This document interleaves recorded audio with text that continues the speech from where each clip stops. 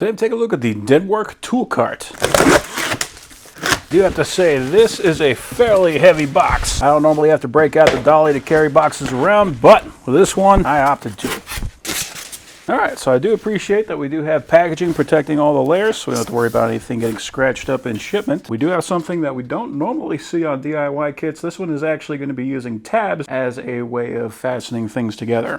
So this does come with a power splitter. We will have some power in this box. Here we have got our hardware. We've got some, what looks like some zinc coated screws on there. We've got Phillips head bolts. It even comes with a screwdriver. And here is our instructions. Let's take a look at our casters. They appear to be high quality casters, like that feels like a dense plastic. There are 2 sets of the 360s with the lock and 2 sets of the 360s by themselves. We do got a lot of rivet nuts on here. This piece of metal feels a little bit heavier duty, so it does appear that they did engineer this so that you can have thinner pieces of metal where it is not necessarily as needed, and thicker pieces of metal where you need a little bit more reinforcement. This is interesting. It looks like a drawer, but you can see that it's just kind of bent in. So we got a perforated edge right here, and then we can use that as our folding spot. And we can see that they did add this reinforcement on here in spots where it is going to need that. We are using ball bearing drawer slides. That is nice. They feel nice and smooth.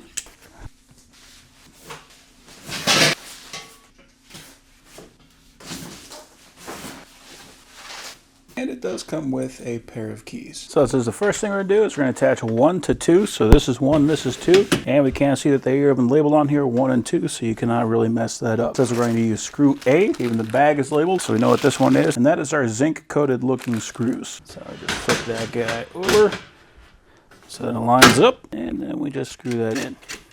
I want to make sure that the side that has the holes closer to the top is going to be on the top. So this hole is a little bit further away, that's the bottom.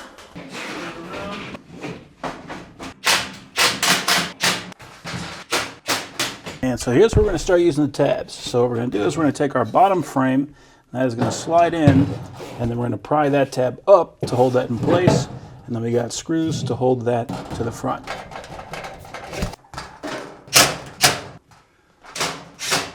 And we got a similar thing going on right here.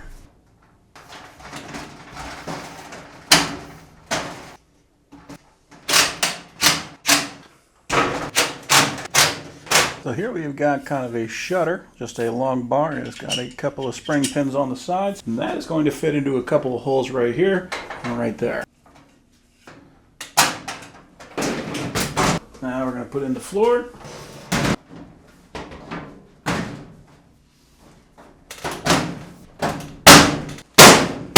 So it was a little bit extra work than I think it should have had to have been, just because there was a couple of screws in the way on each side, but you just kind of hit it and it'll go in.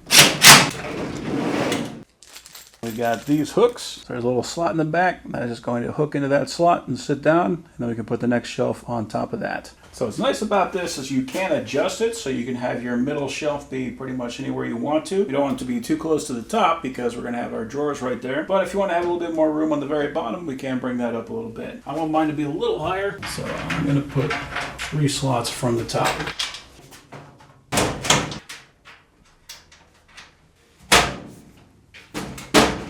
There is a slot in this top bar, and this lock needs to slide into that. When this key turns, that is going to flip it up and down. That is going to move this up and down. That'll be what moves these pins on the side, so that'll lock our drawers. Then you put this latch through the hole,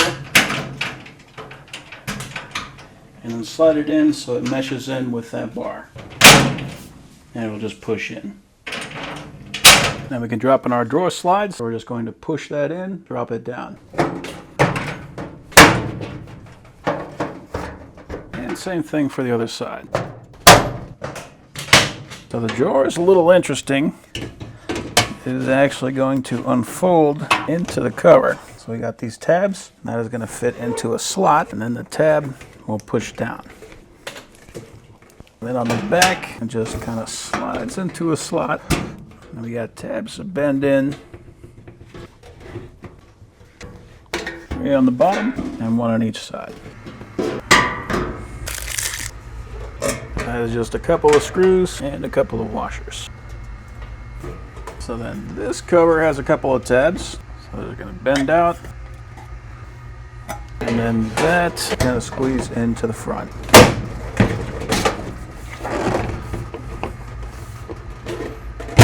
Cool. So now we can take our drawer slides and pop those in. Just need to line that up. It'll be a little stiff at first. There we go. Then it should run nice and smooth.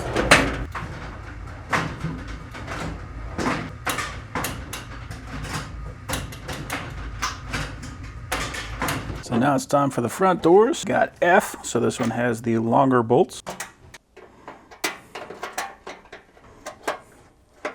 And we got C and D. So this is a pin and a washer. That will fit into the bottom. That will fit into the cabinet. And then on the top we got a spring pin. And that fits in right there.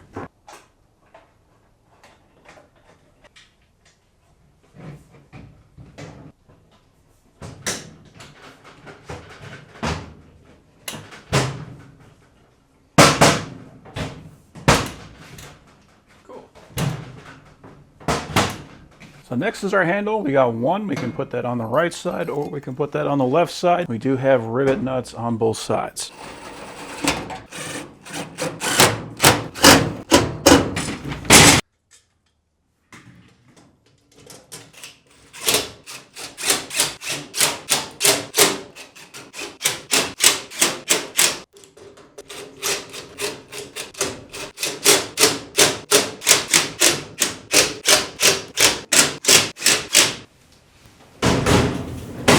There is the bottom cabinet.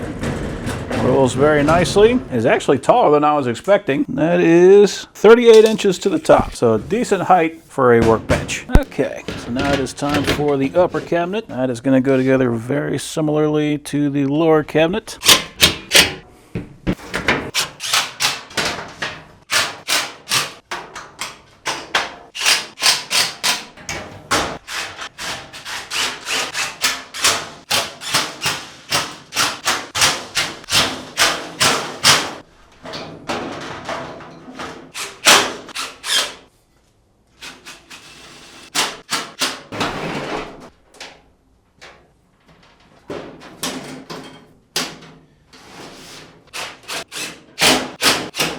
All right, last step, put the two together.